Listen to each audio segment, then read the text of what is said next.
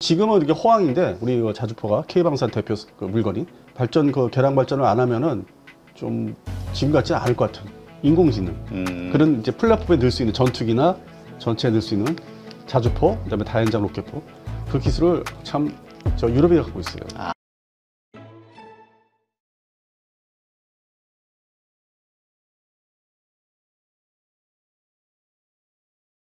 자, 요즘 그 K2 전차의 수출이 증가되는, 뭐 추가 주문이 계속 들어오는, 뭐 아주 좋은 소식이 나오는 것 같아요. 뭐 특별한 이유가 있을까요? 근데 그 부분도요. 지금 명확하게 사람들이 이렇게 선을 긋고 얘기해야 되는데 K방산을 너무 띄우다 보니까 아니 어디가 수출이 된 거야? 난 지금 계속 반문하고 있는 게 아니 대표님 그러면은 폴란드 말고 또 이렇게 사인해서 지금 결정된 나라가 있습니까? 지금 폴란드 얘기가 가장 많이 나오죠. 계속 지속적으로 나오고 있죠. 네, 폴란드에서 추가 주문을 한다, 뭐 이런 얘기. 2차 네. 앞두고 있다. 4월 달에 뭐 한다. 그 대수는 이제 대략적으로 180여 대. 그래서 그것을 말씀하시는 건지 다른 나라가 어디지 하는 지금 의문을 좀 다니면서 좀 하고 거의 있습니다. 폴란드 중심인 것 같아요. 네. 그래서 저희 이제 제가 고정 출연한 방송에서는 그 얘기를 했어요. 아니 피디님 어디야? 폴란드 말고 없는데 이걸 딱 이렇게 봐. 딱 한 나라야. 뭐 무수하게 얘기되는 거. 우리 유튜브 업계에서 얘기하는 뭐 나라들 다 계약 안 됐어. 확정 안 됐어. 그냥 서로 입질만 하고 있지 확정된 게 하나도 없는데. 아 이게 뭔 얘기야? 저 지금 그러고 있는 거예요 지금.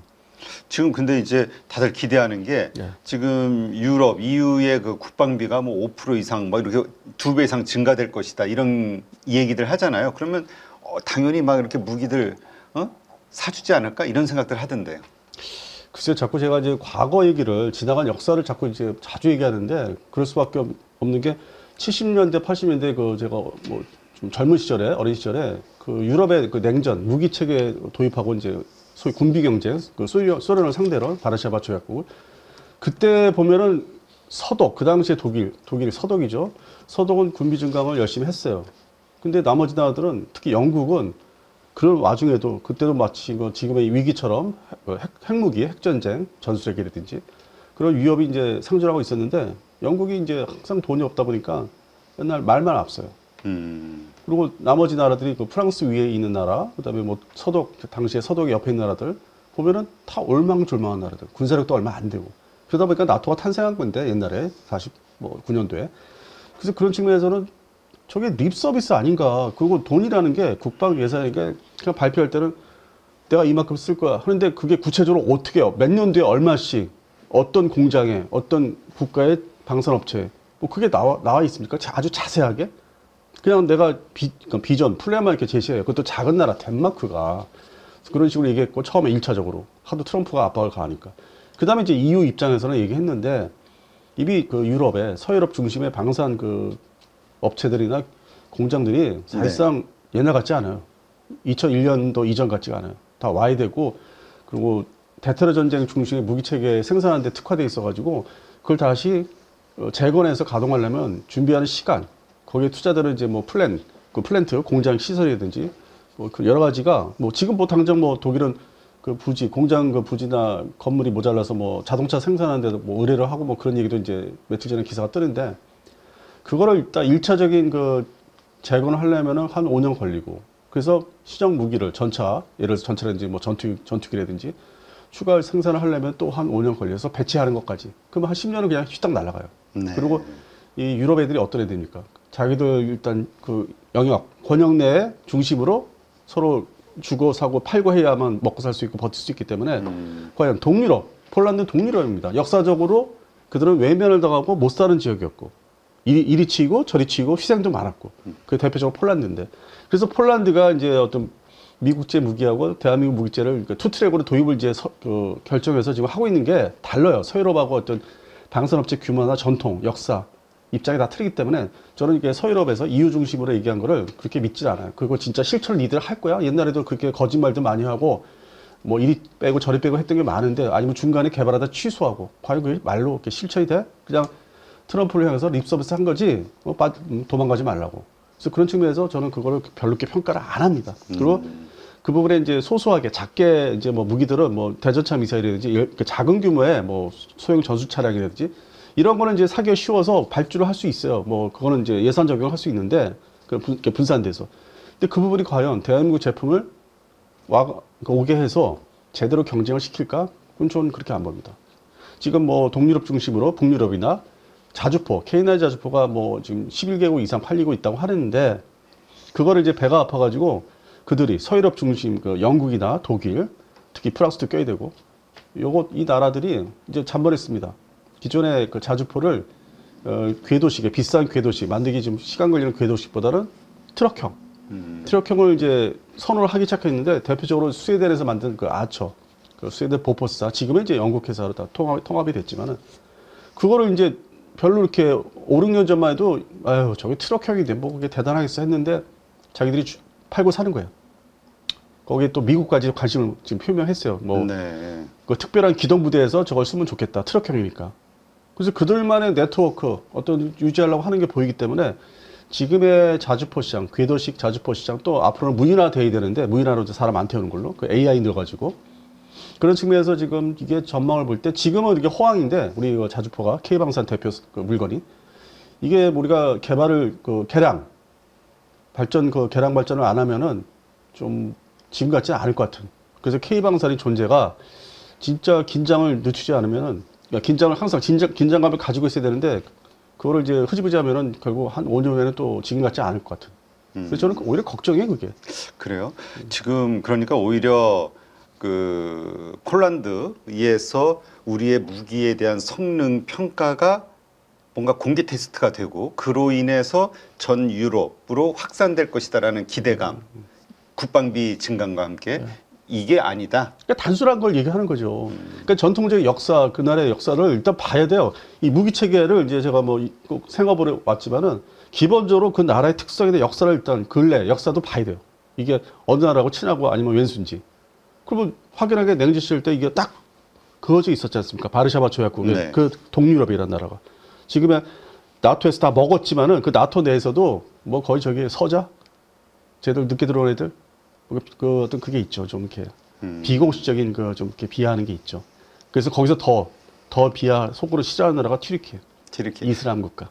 근데 튀르키예가 아까 말씀하셨듯이 여러 부분에서 지금 자체적인 기술을 가지고 자기네 나름대로의 국산화를 하고 있기 때문에 우리가 경쟁자로 보이기 때문에. 네. 그리고 또 한 말씀 더 드리면 역사적으로 그 옛날 중세 역사 보면은 그래서 이슬람 국가 그 튀르키예 옛날 이름들 있지 않습니까? 네. 오스만이 뭐 해가지고 많이 쳐들어갔잖아요. 동유럽 쪽으로 남부 유럽으로. 그 역사도 적용을 해보면은 경제도. 그러니까 튀르키예에서 후르제트 나온 지 얼마 안 되고 지금 양산도 안 들어왔는데 그거를 서로 수합 바터해서 한다고? 이거 뭔가 또 정서가 일부 남부 유럽하고 또 뭐가 이렇게 얘기가 대화가 되고 뭐 그게 있어요. 뭐 제가 현지 출장을 스페인에 그 세르비아 출장을 많이 다녀봤는데 그러면 튀르키예들도 오고 뭐 브라질도 오는데 옆에서 이렇게 딱 보면은 정서가 이게 뒤들끼리 말이 통하는 게 있더라고요. 그러니까 그래서 그걸 옛날부터 봤기 때문에 다 작용을 하는 거예요. 우리는 동남아시아, 특히 필리핀하고 지금 가깝잖아요. 네.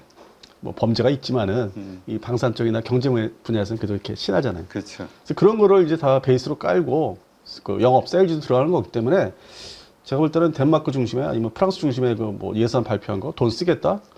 그거 뭐 그렇게 와닿지가 않아요. 네. 자, 그렇다면 일단 이런 어쨌든 뭐 무기, 방사는 그 정치적인 결정 사항이 주요 어떤 사유가 된다고 하니까 말씀하신 대로 되게 중요할 것 같고요.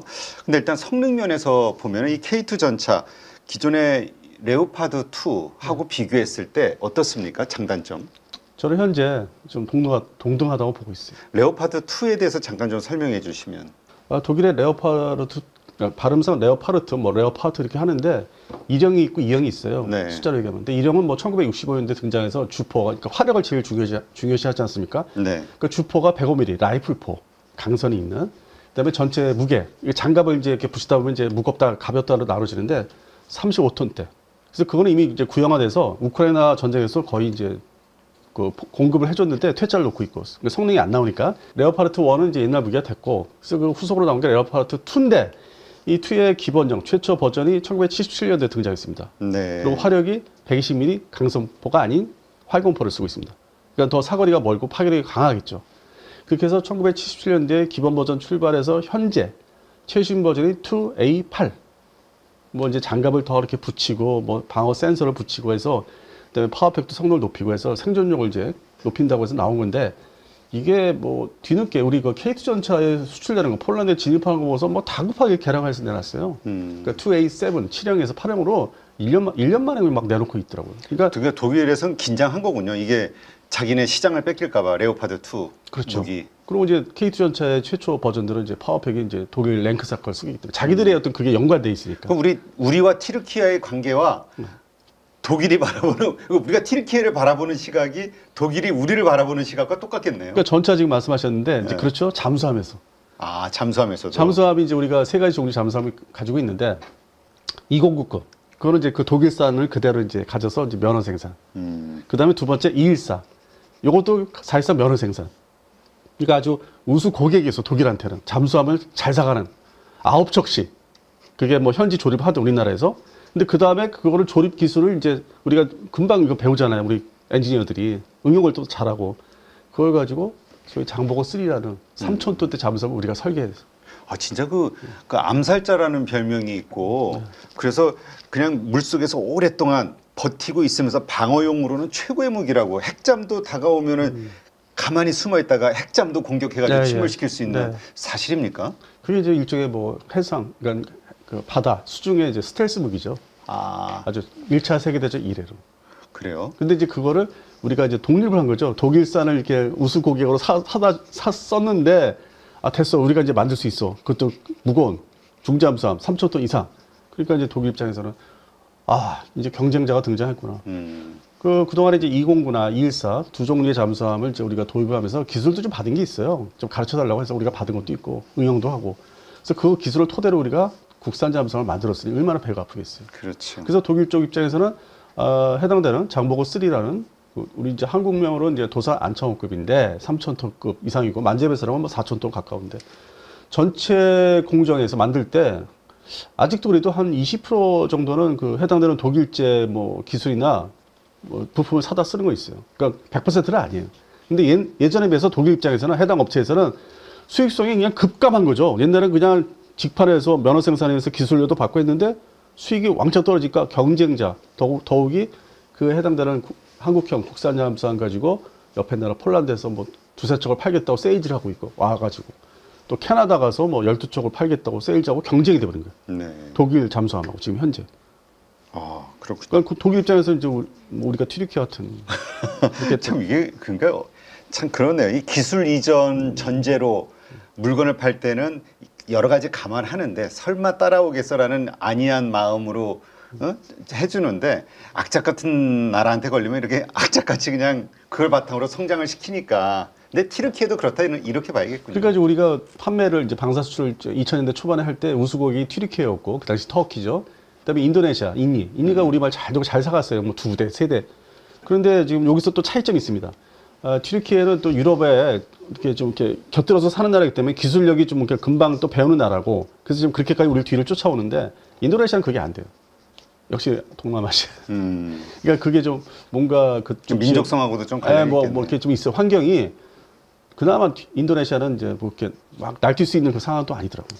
근데 그 장보고 3 좀 더 질문을 드리면 스텔스 기능이 있다 말씀하셨는데 이게 바닷속에 잠수해서 디젤임에도 불구하고 되게 오래 있을 수 있다. 그게 이제 흔적이 안 나오니까 스텔스 기능이 있는 걸로 얘기하는 거잖아요. 그러니까 뭐 소위 그 AIP 기능, 그러니까 수중에서 좀 또 재래식 기관 가지고 버틸 수 있는 이제 그거에 이제 적용이 된 게 뭐 214급부터 이제 그런 기능들이 이제 적용됐는데 이거를 국산화했기 때문에 또 그 관련 기술을 다 국내에서 다 만들고 있고 그래서 뭐 원자력 추진 잠수함이 아닌 분야에서는 뭐 아주 탑이죠. 그 성능이 최대한 뭐 수중에 오래 머물 수 있고. 보통 어느 정도 머물 수 있어요? 뭐 3주도 얘기하고 뭐. 네, 근데 그 실제 승조원도 생각하면은 그렇게 오래 또 있기도. 그렇죠. 근데 또 이게 현재로서는 이제 특화되어 있죠. 우리 한반도 해역에.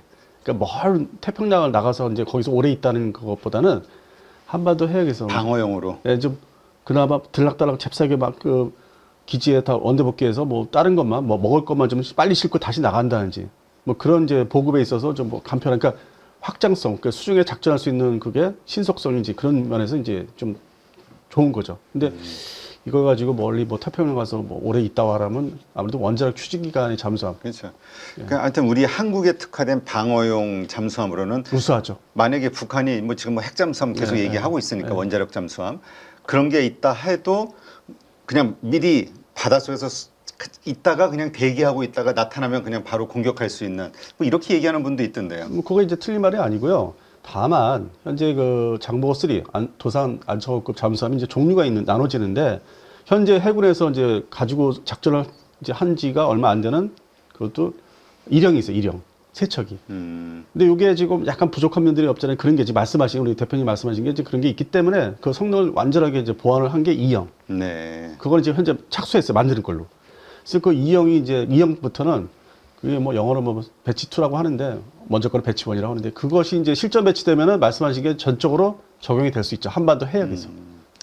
알겠습니다. 뭐 이런 얘기 들으면 또 좀 뿌듯해지기도 하고 그럼에도 불구하고 그래도 원자력 잠수함을 가지고 있는 게 최선이지라는 생각이 들기도 하는데 예, 예. 일단 전차 얘기로 다시 네, 가면은 예, 예.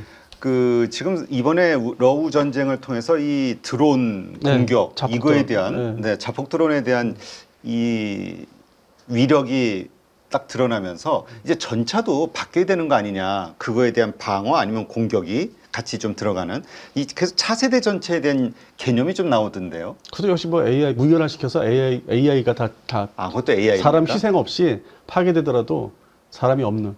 조종 아예 안 들어가고. 그러니까 뭐 근거리 뭐 리모트 컨트롤식의 개념이 아니라 아주 원거리에서도 작전을 자기 인공지능 가지고 다 작전을 할 수 있는.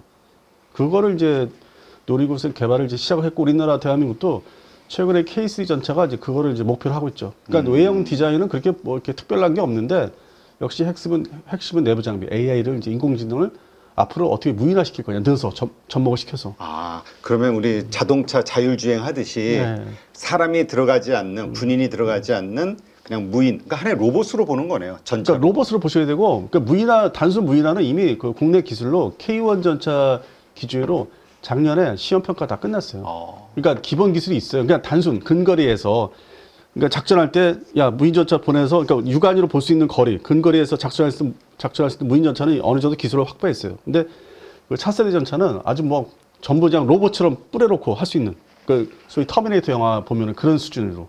그래서 그건 또 다른 얘기죠. 그러니까 2030년대는 이제 실현될 수 있고 양산 배치가 될 수 있는. 그래서 다른 차원의 전차이기 때문에 그 부분으로 넘어가려면 또 그것도 시간이 걸려요. 그러니까 개념은 다 설정이 돼 있고. 그렇다면 지금 말씀하신 대로 차세대 핵심 전차의 기술은 바로 그 AI를 활용한 그 무인 전차 이걸로 봐야겠군요. 네, 그리고 화력은 뭐 지금 뭐 130mm 주포냐 140mm 주포냐 좀 왔다 갔다 하고 있거든요. 근데 그건 그렇게 중요한 건 아닌 것 같고 130mm나 140mm는 이미 10여 년 전부터 독일을 중심으로 개발을 해서 뭐 주포를 이제 좀 새로운 걸로 교체하는 개념은 옛날부터 갖고 있었기 때문에 그래서 그 부분은 이제 오히려 뒤바뀌었죠. AI가 이제 대세가 된 거고.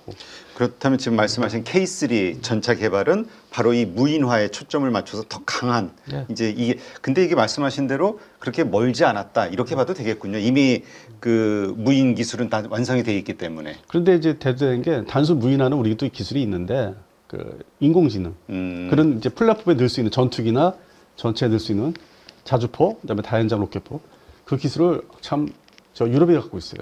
유럽의 영국이. 그래서 미국도 일정 부분은 협업을 해야 되는. 영국하고. 그래서 영국이 최근에 전례 없이 그 한국 시장에 좀 접근을 하고 있어요. 그럼 어쨌든 뭐 비용의 문제겠지만 가능은 하다는 얘기네요. 그 뭐 우리가 또 돈도 지불해야 되고 기술도 배워야 되는 게 있죠. 그래서 그 부분은 이제 그다음 문제고 그리고 앞에서 이제 말씀을 이제 중간에 좀 이렇게 별도로 좀 해설을 이렇게 해드리면은 러우 전쟁, 우크라이나 전쟁에서 전체가 뭐 이렇게 별 볼일 없다 했는데 근본적으로 쳐들어간 러시아가 전술이 뭐가 좀 잘못된 게 많은 게 그러다 보니까 또 북한군이 이제 거기 투입돼 가지고 자기들이 막 깡으로 막 희생이 돼도 뭐 하는데 거기서 이제 뭐 포로가 잡힌 뭐 병사들 얘기 이렇게 증언을 들어보면은 사전에 그 적진 우크라이나 쪽으로 들어가려고 하는데 화력 지원이 안 됐다. 그 화력 지원이라는 게 전차포가 아니라 자주포, 다연장 로켓포.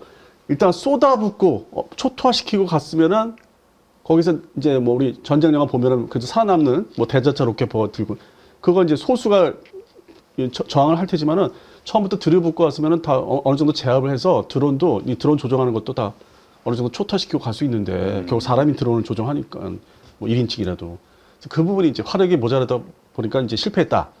그래서 그게 또 어떤 얘기냐면은 전차는 계속 생존을 하지만은 그거와 이제 결합이 돼서 자주포 K9 자주포 같은 자주포는 계속 더 필요할 거다. 아, 더 필요하겠다. 그래서 또 거기서 또 세분화되는 게 우리나라의 궤도식이죠. 그 캐터필라 그거 말고 이제 유럽은 그러면 그냥 트럭형으로 더 많이 만들어 빨리 만들 수 있어. 경제성. 예, 트럭형으로 더 우리 진화해.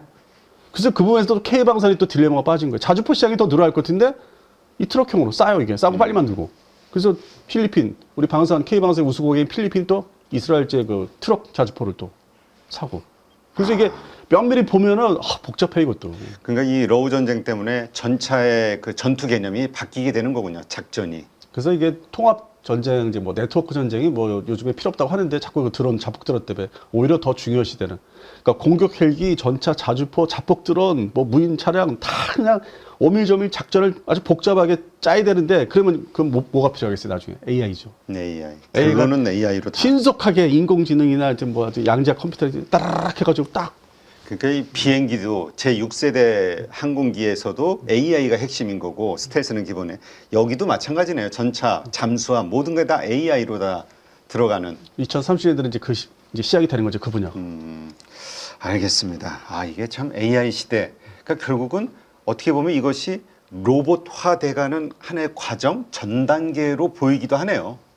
그래서 이제 항상 그 이제 우리가 대화를 나눌 때 머리에서 떠오르는 그 영화는 터미네이터 시리즈. 터미네이터 그러네. 그게 머리에 계속 떠올라요. 대표적인 게 거기에 그 전투 로봇, 그다음에 공중에 떠서 막 사람들 죽이는 그런 시대가 이제 도래 온다는 거죠 이제.